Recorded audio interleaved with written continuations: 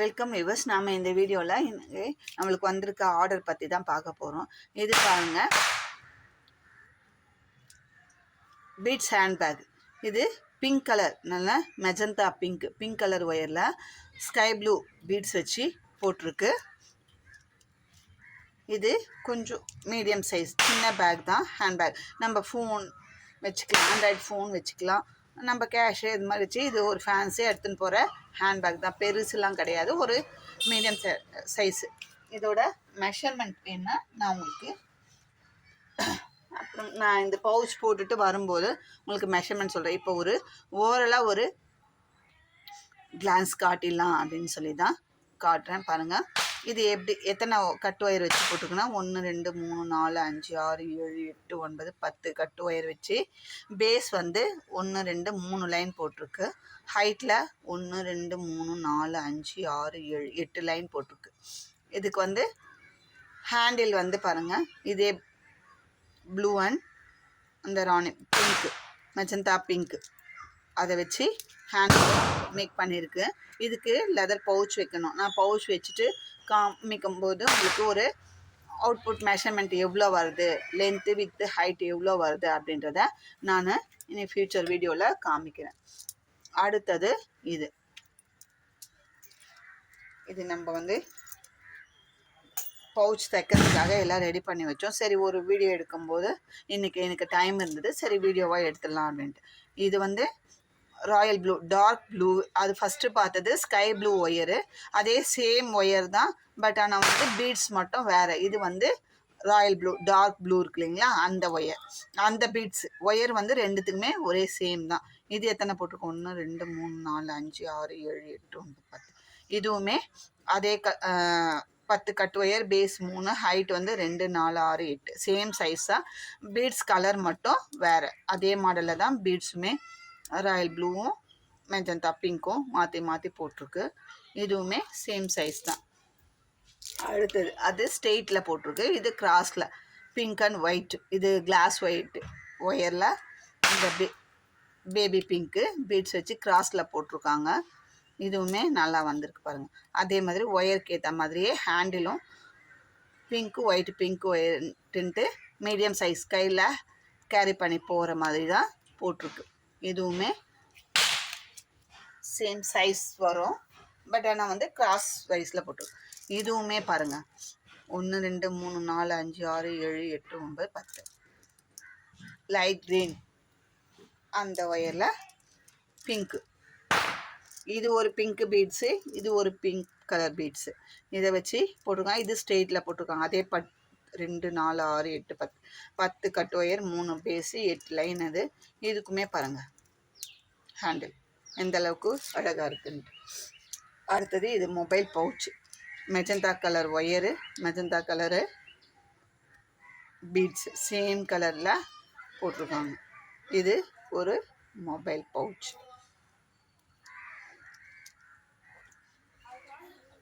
இவ்வளோ அழகாக இருக்குது பாருங்கள். அடுத்தது ஹனி கலர், ஆரஞ்சுன்னு சொல்லலாம், ஹனி கலர்னு சொல்லலாம். அந்த கலரில் நம்ம போட்டு 2 4 6 8 9. இது கொஞ்சம் சின்ன சைஸு. 9 கட் ஒயர், பேஸ் 3, ஹைட்டில் 2 4 6 7. இது கொஞ்சம் சின்ன சைஸு. இதே மாதிரி நம்ம போட்டிருக்கோம். இது எல்லாமே பவுச் போடுறதுக்கு நம்ம ரெடியாக வச்சுருக்கோம். நான் போட்டுட்டும் ஒரு கிளான்ஸ் எப்படி போட்டிருக்கோம், எந்த கலரில் போட்டிருக்கோம், எப்படி போட்டிருக்கோன்றதையும் உங்களுக்கு காமிக்கிறேன், சரிங்களா? அப்படி பார்க்கும்போது உங்களுக்கு தேவைன்னா இது மாதிரி தேவையான இது பீட்ஸ் எல்லாமே நம்ம சேல்ஸ் பண்ணுறோம். உங்களுக்கு தேவைன்ற பட்சத்தில் நீங்கள் கலர், இந்த கலரில் எனக்கு இந்த பீட்ஸ் வேணும், ஸ்கொயர் டைமண்ட் பீட்ஸ், சாம்லா beads, rose beads, crystal beads, அப்புறம் பிரேஸ்லெட் செய்கிற அந்த பீட்ஸு, அக்ரிலிக் பீட்ஸு, எல்லா பீட்ஸுமேங்க நம்ம சேல்ஸ் பண்ணி ஹேண்ட் கிராஃப்ட்டுக்கு தேவையான எல்லா மெட்டீரியலுமே நம்ம சேல் பண்ணிட்டு தான் இருக்கோம். உங்களுக்கு தேவைன்னா ஸ்க்ரீன்ஷாட் எடுத்து இந்த மெட்டீரியல் எனக்கு வேணும். அதே மாதிரி இப்போ இன்றைக்கி டேட் வந்து 21/9/2025. நம்ம வந்து பழனிக்கு நம்ம ஒரு மாலை செய்கிறதுக்கு மெட்டீரியல்ஸ் எல்லாமே எம்எஸ்எஸில் போட்டு விட்டோம். ஒரு கேட்டாங்க, பல்க் ஆர்டர்ஸாக கேட்டாங்க. அந்த ஃப்ளவர் பெட்டல்ஸு, அது கோக்குற மணி, அதுக்கப்புறமா நிறைய மெட்டீரியல்ஸில் அது ரோஸு எல்லாமே கேட்டாங்க. நம்ம பல்காக தான் எடுத்து அவங்களுக்கு அனுப்பி விட்டோம். அது மாதிரி உங்களுக்கும் தேவை அப்படின்னா, அது என்னால் அந்த டைமில் வீடியோ எடுக்க முடியல. அப்படியே வந்து வாங்கி நான் எம்எஸ்எஸ்ல போட்டுவிட்டு ரெடி பண்ணி வச்சுட்டேன். நம்மளுக்கு வீட்டில் வேலை செய்கிற அண்ணா வந்து எடுத்துன்னு போய் அதுக்கு ஒரு எம்எஸ்எஸ்ல போட்டுட்டு வந்துட்டாரு. மற்றபடி நான் வந்து இருக்கிற டைம், ஏன்னா அந்த ஃபங்க்ஷன் டைமில் என்னால் அவங்க எமர்ஜென்சியாக வேணும், ரெகுலராக வாங்குறவங்க நம்மக்கிட்ட எமர்ஜென்சியாக வேணும்னும் போது நான் அதை அவாய்ட் பண்ண முடியாமல் கொஞ்சம் இடையில ஒரு நாள் ஸ்பெண்ட் பண்ணி அதை வாங்கி நான் இங்கே வீட்டில் பேக் பண்ணி போட்டுருங்க அப்படின்னு சொல்லி நான் கிளம்பிட்டேன். அந்த மாதிரி நம்ம நிறைய மெட்டீரியல்ஸ் அனுப்பிச்சிட்டு தான் இருக்கோம். நம்மளோட வீடியோஸ் அப்லோட் ஆகலே தவிர நம்ம ரொட்டீன் ஒர்க்கு பண்ணிட்டு தான் இருக்கோம். மற்றபடி ஏன்னா வாட்ஸ்அப்பில் என்னால் பேச முடியல. ஒரு சில நெருங்கின யூடியூபர் ஃப்ரெண்ட்ஸு அம்மாங்கெல்லாம் என்னால் பேச முடியல அந்த டைம். நான் இப்போ பேசிக்கிட்டே ஒரு சிலர்கிட்டலாம் கணக்காக பேசுவாங்க. ஒர்க்கை பற்றி, நம்ம அவங்களுக்கு கொடுக்குற ஆர்டர், அவங்க நம்மளுக்கு கொடுக்குற ஆர்டர்ஸ் பற்றிலாம் நிறைய பேசுவோம். அந்த மாதிரி நம்ம ஃபங்க்ஷனுக்கு இப்போ பத்திரிக்கை வைக்க போகும்போது பாதி பேசிட்டே போகிறோம், அந்த இடம் வந்துடும். நம்ம நேத்திக்கார விட்டு இறங்க வேண்டியதாக இருக்குது. அந்த டைமில் வந்து கட் பண்ணிவிட்டு போகிறது சங்கடமாக இருக்குன்றதுனால எல்லாமே. அதுவும் இல்லாமல் அவங்க கேட்குற மெட்டீரியலை நம்மளால் அந்த டைமில் வாங்க முடியுமா? நம்ம சுச்சுவேஷன் நாளைக்கு எந்த ரூட்டில் போவோம், எப்படி போவோன்றதே நம்மளுக்கு தெரியாத ஒரு சுச்சுவேஷனில் தான் இருந்தோம் நம்ம. அதனால் வந்துட்டு நம்ம வேறு ரூட்டில் போய் நம்ம பத்திரிக்கை வைக்க போயிட்டோம்னா அந்த ரூட்டில் பர்ச்சேஸ் பண்ண முடியாது. சரிங்களா? அதே ஏரியாவில் போனோம்னா ஒரு 1 or 2 hours ஸ்பெண்ட் பண்ணி பண்ணலாம். என்னை பொறுத்த வரைக்கும் நான் ஆர்டர் போட்டுட்டு அப்படியே கை மாற்றி விடுறது கிடையாது. நான் போய் ஒவ்வொரு பொருளும் பார்த்து அவங்க கேட்குற பொருள் இதுதானான்னு சுற்றி வாங்கி போடுற ஆள். சரிங்களா? அப்படி வாங்கும்போது எக்ஸஸாக வாங்குவேனே தவிர, நான் ஃபஸ்ட் டைம் வாங்கும்போது இது இருக்கா போட்டுருங்க அனுப்பிடுங்க அப்படின்னு சொல்கிற ஆள் நம்ம கிடையாது. அதனால தான் நம்ம இந்த ஃபீல்டில் ஸ்டாப்லாக நிற்கிறோம். இப்போது 3 மாதமாக வீடியோ போடலனாலும் நம்ம வியாபாரம் தொடர்ந்து பண்ணிட்டு தான் இருக்கோம். நேற்று வீடியோவில் நான் நிறைய உங்களுக்கு வந்து ஆதாரங்கள் கொடுத்துருப்பேன். நான் டிஸ்பேச் பண்ணது, இன்னும் போஸ்ட் ஆஃபீஸில் போட்டது, இங்கே எங்கள் லோக்கல் ஆஃபீஸில் போடும்போது வந்து எனக்கு சின்ன பில்லு வந்து வாட்ஸ்அப்பில் தான் மெசேஜ் வரும், அவ்வளோதான். நான் பில்லே போய் வாங்க மாட்டேன், கொடுத்துட்டு வந்துடுவேன். அம்மா நீ போயிட்டு ஹெட் ஆஃபீஸில் போட்டுட்டு, ஏன்னா எங்களது வந்து சின்ன கலெக்ஷன் சென்டர் தான் எங்கள் ஏரியாவில் இருக்கிறது. அங்கே கொடுத்துட்டோம்னா அவங்க மறுநாள் தான் எனக்கு பில்லு கொண்டு வந்து கொடுப்பாங்க. அன்றைக்கி 3 மணிக்குள்ளே அவங்க போகும்போது டிஸ்பேச் பண்ணிவிடுவாங்க. எனக்கு பில்லு வந்து வாட்ஸ்அப்பில் அனுப்பிடுவாங்க பில்லு. எனக்கு ஆட்டோமேட்டிக்காக மெசேஜ் வந்துடுது. நம்ம நம்பர் கொடுக்குறோம் இல்லையா, மெசேஜ் வந்துடும். நான் அந்த மெசேஜை வச்சு நான் கஸ்டமருக்கு அனுப்பி விட்டுடுவேன். போட்டாச்சு உங்களுக்கு பார்சலு, போஸ்ட் பண்ணியாச்சு, உங்களுக்கு ரிசீவ்னா இந்த ட்ராக்கிங் நம்பர் வச்சு யூஸ் பண்ணிக்கோங்க அப்படின்னு சொல்லி அந்த மாதிரி அனுப்பிடுவேன். அந்த மாதிரிலாம் நம்ம நிறைய பில்ஸு நம்மளுக்கு வந்துட்டு தான் இருக்குது. நிறைய எனக்கு போஸ்டலில் போடுறதும் எம்எஸ்எஸில் போடுறதும், கொரியரு ரொம்ப கம்மி தான். சரிங்களா? ரெண்டுமே நம்மளுக்கு கொஞ்சம் பக்கம் ஒரு 2 கிலோமீட்டர்ஸில், அதுவுமே 2 கிலோமீட்டர்ஸ் தான். Post office 1 kilometre. அந்த மாதிரி நம்ம பக்கமாக போடுறது நம்மளுக்கும் ஈஸியாக இருக்குது. அந்த மாதிரி போடுறது நமக்குமே சௌகரியமாக இருக்குன்றதுனால நான் போட்டுட்டு பில்லு நம்ம வந்து வியாபாரம் ஒரு முக்கியமான விஷயத்தை இந்த நேரத்தில் சொல்லிக்கிறேன். நம்ம சேனலை ஆரம்பிச்சிருக்கோம், நம்ம சேனலை நம்ம ரன் பண்ணிட்டுருக்கோம். நம்ம வியாபாரம் பண்ணுறோம், நம்ம இந்த மெட்டீரியல் கிடைக்கும் அப்படின்னா நம்மளால் வாங்கி போட முடியும் அப்படின்றதுனால நம்ம வந்து இது மெட்டீரியல் கிடைக்கும் அப்படின்னு சொல்கிறோம். நம்ம பர்ச்சேஸ் பண்ணுறாங்க, நம்மக்கிட்ட கஸ்டமர்ஸ் பர்ச்சேஸ் பண்ணுறாங்க. கிடைக்கும் கிடைக்காதுன்றதை சொல்லிடுறோம். அது வாங்குறவங்க விருப்பம், நம்ம கொடுக்குறவங்க விருப்பங்க. இதில் வந்து நடுவில் வந்து விற்கிறாங்களா, இவ்வளோ விற்கிறாங்களா, அவங்க போய் சொல்கிறாங்களா, இவங்க செய்கிறாங்களான்றதை யாருக்கும் இப்போ நான் விற்றா நான் யாருக்குன்னா எந்த யூடியூபருக்குன்னா கமிஷன் தரப்போனா, இல்லை இப்போ நான் இப்போ 10 கிலோ மணி விற்றேன்னா ஒவ்வொரு யூடியூபர்ஸ்க்கும் இப்போ 10 கிலோ மணி விற்கிறேங்க, எனக்கு ஒரு 500 ரூபா கிடைக்குது அப்படின்னும் போது நான் ஆளுக்கு 5 ரூபா கொடுக்க போகிறேன்னா கிடையாது. நான் 10 கிலோ விற்றாலும் எனக்கு தான், 1 கிலோ விற்றாலும் எனக்கு தான், விற்கலனாலும் அதோட லாப நஷ்டங்கள் எனக்கு தான். சரிங்களா? இதில் வந்து நான் பெருமை பீத்திக்கணும், இது பண்ணிக்கணும் அப்படின்ற அவசியமே கிடையாது. அது அவங்கவுங்க வியாபாரம் அவங்கவுங்க பண்ணுறாங்க. இதில் மற்றவங்களுக்கு எதுக்கு தான் வயிற்றுச்சு, அவங்க இவ்வளோ பண்ணிடுறாங்களா, இவ்வளோ பீஸ் விற்றுடுறாங்களா, இவ்வளோ கூட போட்டுடுறாங்களா அப்படின்றதெல்லாம் வந்து நான் 1 போடுறேன், 9 போடுறேன். எவ்வளோ போட்டாலும் எனக்கு தான். நான் செய்கிற வேலைக்கு உண்டான ஊதியம் எனக்கு கிடைக்கும். சரிங்களா? மனுஷன் பார்த்து மனுஷனை கெடுக்க போதில்லைங்க. கடவுள் பார்க்குறோம் கெடுக்கும். கடவுள் கொடுப்பதை தடுப்பார் இல்லை, கடவுள் தடுப்பதை கொடுப்பார் இல்லை. சரிங்களா? அதனால கடவுள் குடுக்கணும்னு நெனைக்கிறத யாராலயும் தடுக்க முடியாது. நம்ம செய்ற வேலைக்கு நம்ப சம்பாதிக்கிறோம். அவ்வளோதான். இதுல வந்து அவங்க சேனல்ல இத பண்றாங்க, லைவ்ல போட்டு சம்பாதிக்கிறாங்க, யூடியூப்ல போட்டு சம்பாதிக்கிறாங்க, இப்படி சம்பாதிக்கிறாங்க, அப்படி சம்பாதிக்கிறாங்க. ஏங்க யூடியூப்னு ஒரு பிளாட்ஃபார்ம் கொடுத்துருக்குது. அதில் என்னன்னா உனக்கு எப்படி ரூல்ஸ் அண்ட் ரெகுலேஷனா எனக்கும் அதுதான். யூடியூப் பிளாட்ஃபார்மை யூஸ் பண்ணுற அனைத்து சகோதர சகோதரிகளுக்கும் எல்லாமே ஒரே ரூல்ஸ் அண்ட் ரெகுலேஷன்ஸ் தான். இவ்வளோ சப்ஸ்கிரைபர்ஸ் இருக்கணும், இவ்வளோ வியூவர்ஸ் இருக்கணும், இவ்வளோ மானிட்டேஷன் ஆச்சுன்னு ஆபத்துக்கு இவ்வளோ இருக்கணும். அதுக்கப்புறம் மேற்கொண்டு இருக்கிற ஸ்பெஷல் ஃபியூச்சர்ஸ் எல்லாம் அடுத்த ஸ்டேஜில் அவங்கவுங்க ரீச் பண்ணுறாங்க. இப்போ நான் வந்து 4 வருஷம் ஆச்சு, 5 வருஷம் ஆச்சு, எனக்கு இவ்வளோ தான் சப்ஸ்கிரைபர்ஸ் இருக்காங்க, நான் வந்து 5 வருஷம் ஆச்சு, எனக்கு 4 வருஷம் வரைக்கும் 3000 தான் இருந்தாங்க, இப்போ வந்து உங்களுக்கு 30,000 சப்ஸ்கிரைபர்ஸ்னா அவங்களோட திறமையை காட்டுறோம். அவங்களோட ஒவ்வொருத்தரும் அவங்களோட தனித்திறமைகளை காட்டுறாங்க. அவங்களுக்கு சப்ஸ்கிரைபர்ஸ் வியூவர்ஸ் வருது. அவங்க இதுக்குன்னு டைம் ஸ்பெண்ட் பண்ணுறாங்கங்க. இப்போ எனக்கு 3 மாதம் ஸ்பெண்ட் பண்ண முடியல.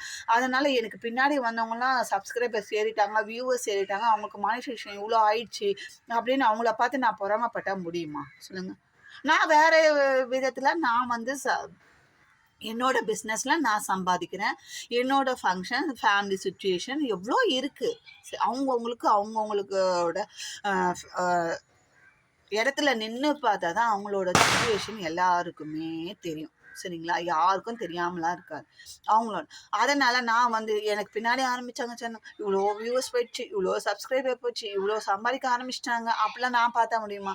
என்னோட திறமை என்னவோ, நான் யூடியூபுக்கு ஸ்பெண்ட் பண்ணுற டைம் என்னவோ, இன்னொன்றுங்க டேலண்ட்.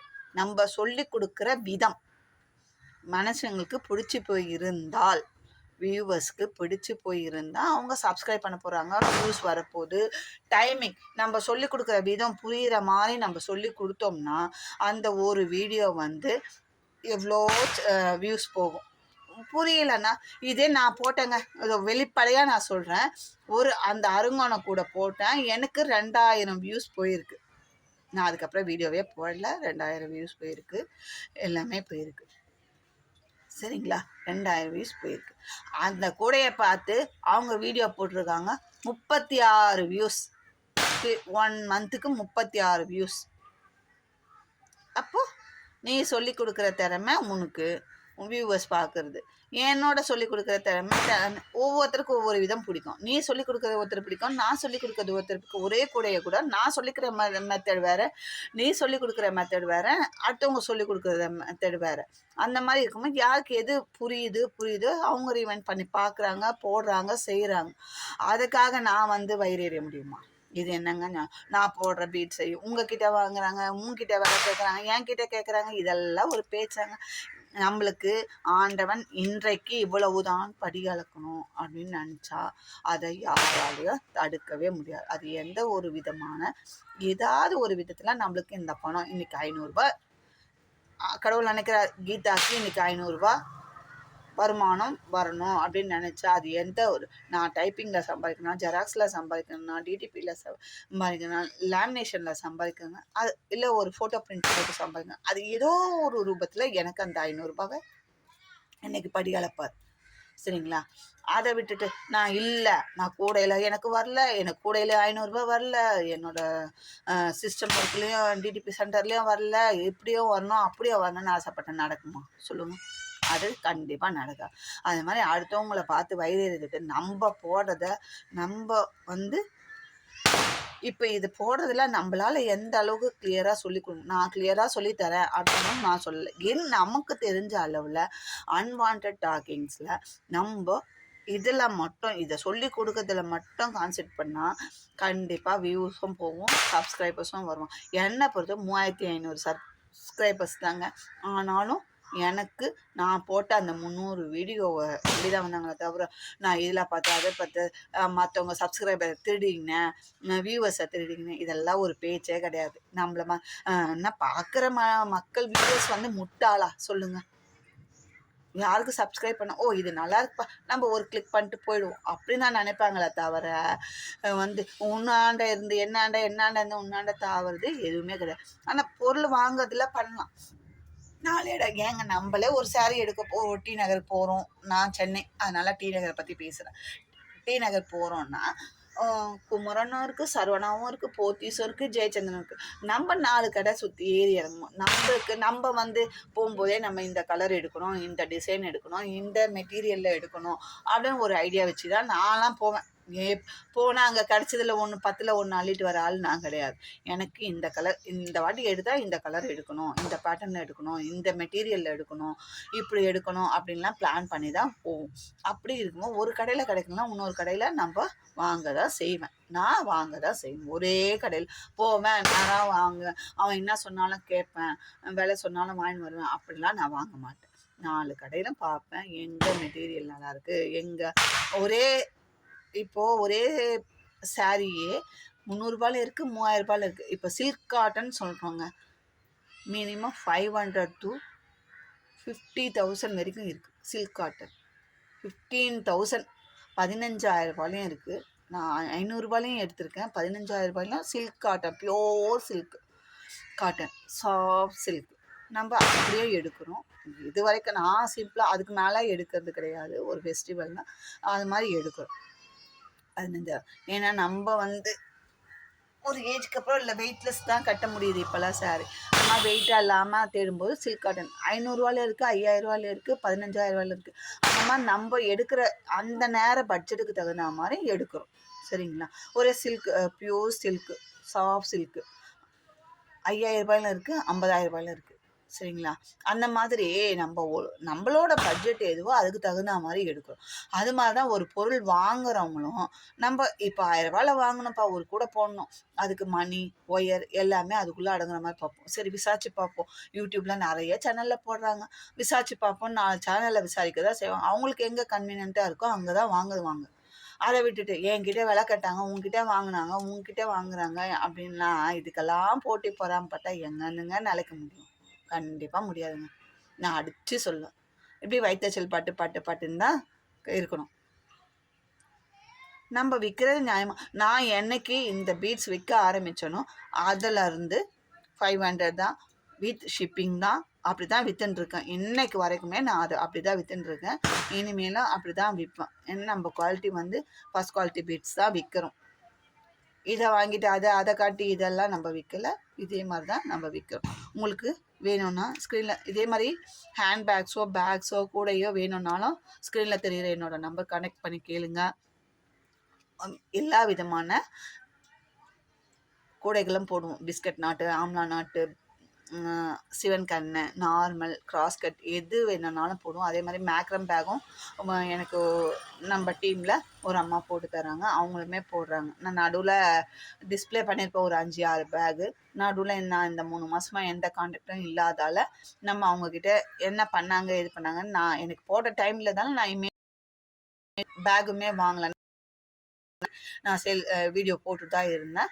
இப்போ இனிமேல் வந்து 1ஆம் தேதிக்கு மேலே நான் அதையுமே செய்வேன். மேக்ரம் பேக்கும் போடுவோம், குரோஷே பேக் போடுவோம், டேப் கூட போடுவோம். இனி எல்லாமே ஸ்டெப் 1 by 1 அடுத்து நம்ம பீட்ஸ் பேகு, அந்த கிஸ்லாக் ஃப்ரேம் எல்லாமே பண்ணுவோம். அதுதான் பண்ணுவேன் பண்ணலாம். யாரையும் கட்டுப்படுத்த செய்யக்கூடாது. அவங்கவுங்களுக்கு தெரிஞ்ச திறமையை அவங்கவுங்க வெளிக்காட்டுங்க. சரிங்களா? லைக் பண்ணுங்கள், ஷேர் பண்ணுங்கள். மறக்காமல் உங்கள் ஃப்ரெண்ட்ஸ் அண்ட் ரிலேட்டிவ்ஸ்க்கு ஷேர் பண்ணி நம்ம சேனலுக்கு சப்ஸ்கிரைபர்ஸை கூட்டி விடுங்கன்றதை